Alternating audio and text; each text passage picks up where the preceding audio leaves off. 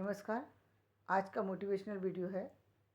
किसी भी काम को करने से पूर्व 4 बातें हमेशा ध्यान रखें कि क्या करना है, क्यों करना है, कब करना है और कैसे करना है। कि ये बात आपको पता होना चाहिए कि आप क्या करने जा रहे हैं। किसी भी काम से रिलेटेड जो पूरी आपके पास जानकारी होना चाहिए।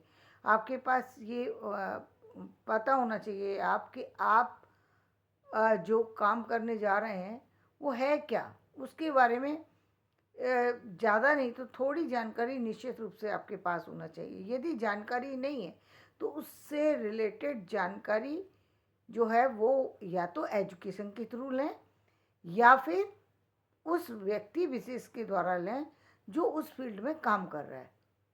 अच्छी बात तो यही है कि आप एजुकेशन के थ्रू लें। जैसे कि हम बात करते हैं कि जैसे सीए करना है तो आप जाकर के इधर उधर के किसी व्यक्ति से पूछें कि सीए क्या होता है, सीए कब करना है, कहाँ से करना है। तो जो अन्य लोग हैं वो उनकी इन्फॉर्मेशन आपको मिल तो सकती है लेकिन वो प्रॉपर नहीं मिल पाएगी। तो इसके लिए निश्चित रूप से आपको जो लोग चार्टर्ड अकाउंटेंट हैं आप उनके पास ही जाएं। और अब तो यूट्यूब के थ्रू आप उसको सर्च कर सकते हैं और आप पर्टिकुलर व्यक्ति से जाकर के मिल सकते हैं और वहाँ जाकर के आप पता लगा सकते हैं।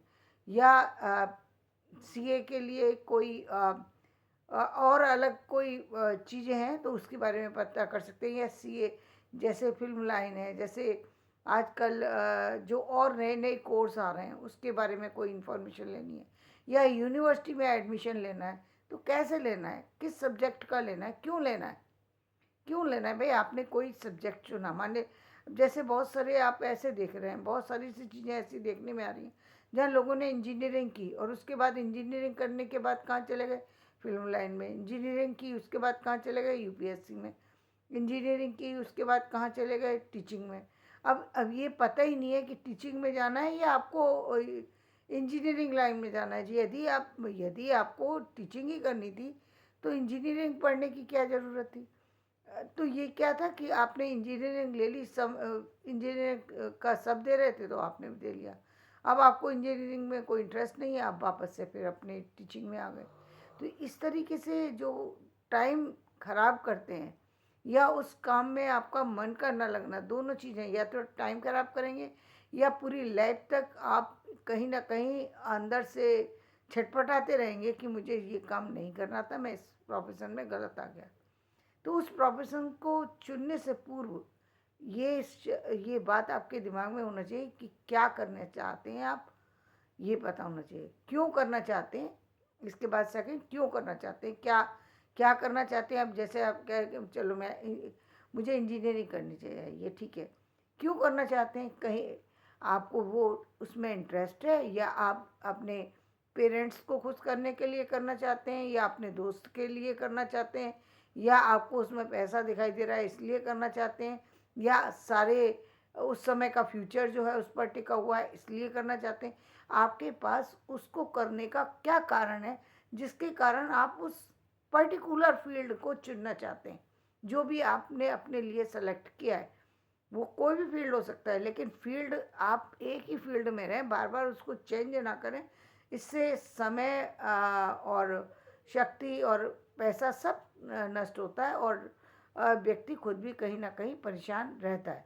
तो वो उन सब चीज़ों से बचना चाहिए और आपको एक ही तरह का, तो क्यों कर रहे हैं इसका आपको पता होना चाहिए कि क्यों करना चाहते हैं, कब करना चाहते हैं। अब एक तो ये है कि कुछ एग्ज़ाम ऐसे हैं जो 12th के बाद ही दिए जा सकते हैं, कुछ ऐसे हैं जो ग्रेजुएशन के बाद दिए जा सकते हैं, कुछ एग्ज़ाम ऐसे हैं जिसके लिए आपको जो है पोस्ट ग्रेजुएशन ही करना पड़ेगा, बिना उसके आप कर ही नहीं सकते। तो आपको ये पता होना चाहिए कि यदि आपको वो काम करना है तो कब करना है, यानी और उसमें कितना समय लगेगा ये भी आपको पता होना चाहिए। क्योंकि हर हर काम का एक अलग अलग ही टाइम पीरियड लगता है। जैसे मेडिकल फील्ड है या एक जैसे और बड़े जितने भी फील्ड जैसे सीए वगैरह, ये सब चीज़ें ऐसी हैं जहाँ टाइम लगता है। या आपने ये जज बनने के लिए एग्ज़ाम देना है या कुछ है, ये सारे फील्ड ऐसे हैं कि इस फील्ड तक पहुंचते पहुंचते 35 साल तक की एज हो जाना कोई बड़ी बात नहीं है। इसमें इतनी एज हो जाती है, इतना यूपीएससी वगैरह ये सब भी क्लियर करने के बाद और सारे एग्ज़ाम देने के बाद 30 से 40 तक की एज में पहुंच जाता है व्यक्ति। तो आपको ये पता होना चाहिए कि आपके पास इतना समय है, क्या आप इतना समय अपने प्रोफेशन को दे सकते हैं, क्या अपने आप को इतना रोक सकते हैं और सारी चीज़ों से, यानी और सारी फैमिली बनाने से, क्योंकि इन सब कामों में मेहनत के साथ साथ आपका पूरा अटेंशन भी चाहिए। ये सारे काम ऐसे हैं जिसमें ज़्यादा आपको ध्यान देना होगा। ये फील्ड है, ये सारे फील्ड में ऐसा नहीं है कि आप इसमें काम भी कर रहे हैं और दूसरी तरफ, अब जैसे आपने प्रोफेसर बनने का सोचा, एक प्रोफेसर को सारी ज़िंदगी स्टडी करनी ही पड़ेगी। ऐसा नहीं है कि एक बार स्टडी करने के बाद अब स्टडी ख़त्म और अब इसके बाद आप करते चले जाएंगे, नहीं। एक व्यक्ति वो है जो अपने इंटरेस्ट के लिए पढ़ रहा है, पढ़े ना पढ़े चल जाएगा, लेकिन आप क्योंकि उस टीचिंग प्रोफेशन से जुड़े हैं, एक भी टॉपिक आप भूल जाते हैं या आप बुक के माध्यम से पढ़ाते हैं तो उसमें फ़र्क आ जाता है, अलग से दिखाई देता है कि व्यक्ति जो है इसको इस समय कुछ ना कुछ प्रॉब्लम है इसका। तो वहाँ पे आपका आपकी जो आपने जो रिवीजन नहीं किया, जो आप कहीं ना कहीं रुक रहे हैं, तो वो कहीं ना कहीं आपके टीचिंग मेथड में झलक जाता है। तो बेटर ये है कि आप उसको उसके लिए हमेशा तैयार रहें। हमेशा आपके पास रीडिंग के लिए टाइम होना चाहिए। आपके आपने वो सब्जेक्ट ही ऐसा चुना है कि जहाँ पर आप बहुत ज़्यादा घूम फिर नहीं सकते, आपको आपको बुक के टच में रहना ही पड़ेगा और हमेशा रहना पड़ेगा, क्योंकि जैसे जैसे एक्सपीरियंस बढ़ता जाता है, जैसे जैसे बड़ी क्लास के स्टूडेंट आते जाते हैं, बड़ी क्लास के लोग बच्चों से बच्चों के संपर्क में आते हैं, वैसे वैसे पढ़ने में इंटरेस्ट बढ़ जाता है। दूसरी बात, इंटरेस्ट के साथ साथ आवश्यकता भी बढ़ जाती है कि आपके पास नॉलेज ज़्यादा हो, औरों से ज़्यादा हो। तो वो नॉलेज कब आएगी? जब आप स्टडी करेंगे। अब आप ये कह कर के पीछे नहीं छुड़ा सकते कि नहीं मेरे पास टाइम नहीं मिल पाया था। ये कहना ही अपने आप में कि इस बात को कोई मानने के लिए तैयार नहीं कि आप फैमिली में भी जीते, कि आप बच्चों में भी जीते, कि आप किसी में भी जीते। तो आपके लिए ये ज़रूरी है कि आप उतना टाइम आपने कैसे मेंटेन करेंगे, ये सारी बातें आपको पता होना चाहिए। तो क्या, क्यों, कब कब करना है, तो ये कब करना है, कब से शुरू होकर के कब ख़त्म होगा, ये एक टाइम पीरियड आपको पता होना चाहिए कि भाई इतना टाइम लग जाएगा। तो वो सारी चीज़ें की जानकारी आपको होना चाहिए कि भाई कितना टाइम लगेगा, कहाँ से उसकी स्टडी करनी है तो वो कहाँ से करनी है, उसके सारे जितने एमएड करना है कि पीएचडी करनी है कि नेट करना है कि और एग्ज़ाम देने हैं, जो डिलीट करना है, बहुत सी चीज़ें हैं। तो वो सब चीज़ें कब और कहाँ से किस यूनिवर्सिटी से करनी है, वो सब आपके पास पक्की इन्फॉर्मेशन होना चाहिए। तो क्या, कब और क्यों और कैसे, कैसे का मतलब ये आपको उसमें जो क्या कहते हैं कि आपको गवर्नमेंट की तरफ से आपको किसी तरह की स्कॉलरशिप दी जा रही है या आपको अपनी तरफ से करना है। अपनी तरफ से यदि आपको करना है तो नेचुरल है कि उसके आज के उसके जो खर्चे हैं वो काफ़ी ज़्यादा है। किसी भी स्टडी का जो खर्चा है वो काफ़ी ज़्यादा है। आपके पेरेंट्स देंगे उस खर्चे को या आप खुद अपने मेहनत के बल पे करेंगे। तो या तो आपने पहले से जोड़ करके रखा हुआ है या आप उसी समय कोई दूसरा सोर्स आपने बना करके रखा है जहाँ पर आप स्टडी करते जाएंगे और पैसे को खर्च करते जाएंगे, क्योंकि एक समय के बाद परिवार वाले इतना नहीं दे सकते जितनी आपको आवश्यकता है, या दे भी दें तो वो आपको देखना होगा कि उस काम को करने में आप अपने चीज़ों को कैसे कर पाएंगे, अपनी स्थितियों को कैसे बना पाएंगे, उसमें कैसे और जो समस्याएं आएंगी, चाहे उसमें सफलता मिले चाहे असफलता हो मिले, उसमें आपको टिके कैसे रहना है, ये भी बात ध्यान में रखने की है। ये नहीं कि दूसरों के कहने पर आकर के बिना किसी बात के दूसरे लोगों से पूछने लगा कि मेरा काम कैसा चल रहा है, कैसा मेरी परफॉर्मेंस रही। ये बेवकूफ़ी की बातें नहीं करना चाहिए, क्योंकि यदि कोई आपको आप पहली बात तो सही बात सामने वाला बताएगा नहीं। यदि बता भी दे, मान लो आपने बहुत अच्छी परफॉर्मेंस रही, हो सकता है कि आपको उस समय अच्छी हो गई, फिर आपको उसको बना करके रखना है ना, कि उसको आपने एक बार पूछा, सामने वाले ने तारीफ़ कर दी, अब दूसरी बार आपने ऐसा कुछ कर दिया जिसमें आपका कुछ कम आ गया, तो दूसरी बार हँसी के पात्र बनेंगे। इसलिए चाहे उसमें जो चल रहा है, खुद से समझिए कि कहाँ कमी है, कहाँ आपको आगे लेके जाना है अपने आप को, कहाँ आपको जो है रुक कर के कुछ और समझने की आवश्यकता है। आप में कहाँ कमियां हैं, ये कमियां खुद से चुनने की। अब तो जब भी आप किसी फॉर्म को भरते हैं उसमें साफ लिखा होता है अपने बारे में बताइए, तो आपको अपने बारे में पता होना चाहिए कि आपके अंदर क्या खूबियां हैं और क्या कमियां हैं। ये आपको पता होना चाहिए, क्योंकि यदि आपको पता है अपनी खूबियों के बारे में और अपनी कमियों के बारे में, तो आप दोनों पर ध्यान दे सकते हैं, अपनी कमियों पर काम कर सकते हैं।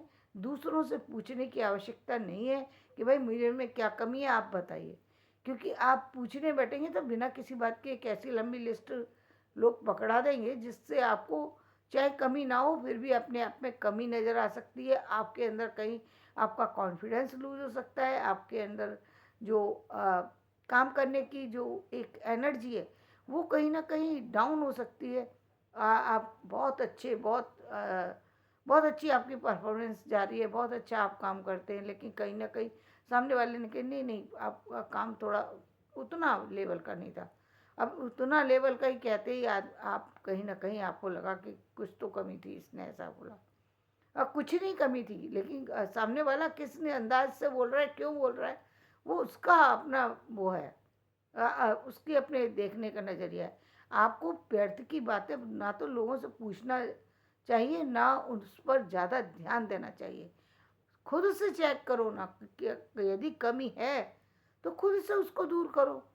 पूछने की ज़रूरत नहीं है, लोग तो बिना किसी बात के आपकी कमियाँ नहीं बता देंगे। यदि कमी होगी तो अच्छा ही चाहे बताएं या ना बताएं, लेकिन कमी तो लोग बहुत अच्छे से बता देते हैं। तो आप इसके लिए कोई पूछने की आवश्यकता नहीं होती और खुद ही पता लग जाता है इंसान को कि कहाँ कमी है और कहाँ अच्छाई है। तो आप अपनी कमियों पर काम कीजिए, आर्थिक स्थितियों पर काम कीजिए, ताकि आप उस काम को करके सफल हो सकें। और उसके बाद आपको आप उसका जो कुछ आप कर रहे हैं उसका परिणाम क्या आएगा, उसका आपके हेल्थ पर, आपकी वेल्थ पर, आपके फ्यूचर पर क्या असर होगा, ये बात भी आपको पूरी तरह पता होना चाहिए कि आपका फ्यूचर उसके बाद कैसा होगा। और इन सब चीज़ों के बीच में सबसे महत्वपूर्ण बात यही है, मैं बार बार कहती हूँ कि अपने आप को जो अलग तरह के जो आजकल चीज़ें चल रही हैं, उन सारी नेगेटिव चीज़ों से आपको बचना है। क्योंकि सारी सफलता के बाद यदि आपने नेगेटिव चीज़ों को पकड़ लिया तो आपकी वो सारी जितनी भी क्वालिटी है वो कहीं ना कहीं सब कुछ होते हुए भी वो डाउन होने लग जाती है। तो आपको उन नेगेटिव आदतों से, उन नेगेटिव चीज़ों से बचना है कि ज़रा किसी एग्ज़ामिनेशन में कम मार्क्स आ गए तो परेशान हो गए, कुछ भी उल्टा सीधा किसी ने कहा, कुछ बता दिया कि भाई तुम इसके लिए ये मेडिसिन ले लो, बिना किसी बात के मेडिसिन लेना शुरू कर दिया, बिना किसी बात के कुछ और लेना शुरू कर दिया। तो ऐसी बेवकूफ़ियाँ नहीं करनी है, केवल अपना काम करना है और आगे बढ़ना है और इन बातों को ध्यान में रखना है। आप देखेंगे कि आपने जो काम चुना है उस काम को एक अच्छे ढंग से आप कर पाएँ और जीवन में एक सफल व्यक्ति बन सकें। तो धन्यवाद। मेरा ये वीडियो पसंद आए लाइक करें, शेयर करें, सब्सक्राइब